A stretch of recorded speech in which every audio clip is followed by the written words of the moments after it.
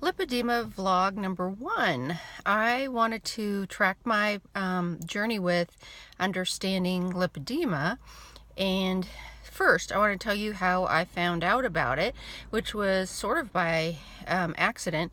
And what happened was I have 2 people in my life who have lymphedema. And I don't really know why, but I decided to Google it and was looking at images of it.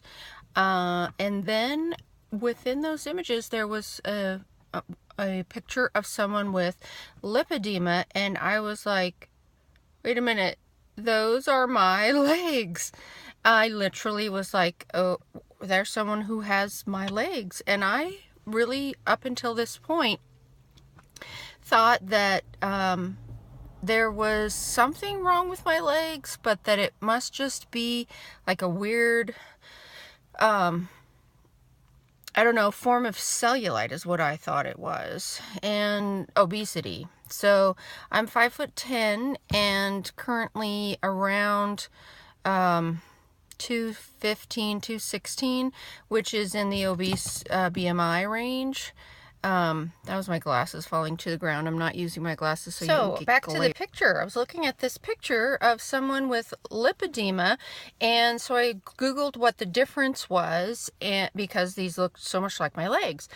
And one of the main things is lymphedema is often one leg, and lipedema is generally 2 legs. Another thing that I saw right away was there is a characteristic limit of the fat on your legs stopping at the ankle and not affecting the feet in lipedema, which is true for my body.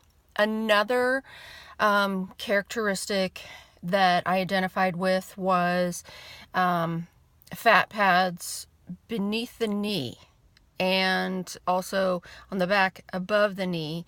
And that is what really always felt wrong about my legs, is these bizarre fat pads. And this is not to be confused with, there is actually a fat pad that functions as part of your knee, and I'm not really talking about that, but this is like a deformity of the shape of my legs, not just growing fat in diameter or whatever, but like having these bulges where there shouldn't be. And the third characteristic that I identified with was not only cellulite, but like as if you could see larger cells of fat the size of what would look like if you were looking at a beanbag with loose fabric. And that's what was in this picture. And I was like, oh my goodness. So I started reading more, and I really decided that I have lipedema. I'm seeing a functional medicine doctor right now, and I mentioned it there, and didn't really get a response, but I kept researching, and then I finally found that there is a doctor who specializes in this around here, and I asked for a referral. So I have an appointment in 2 weeks to find out whether I'm right and I do have lipedema or not, and also to find out what treatment would be indicated for what stage I'm in. I also found an OT, or an occupational therapist, near here, and I have an appointment Monday. She gives recommendations about wrapping and compression wear, which are things that help prevent lipedema from advancing in the stages as quickly.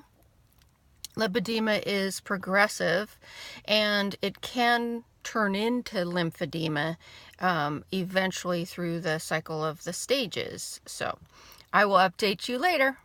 Thanks for listening. And one last thing is, I did find a couple lipedema Facebook groups, and it has been really, truly amazing finding people who have something in common with me with this that I thought was just like my legs, nobody else's legs.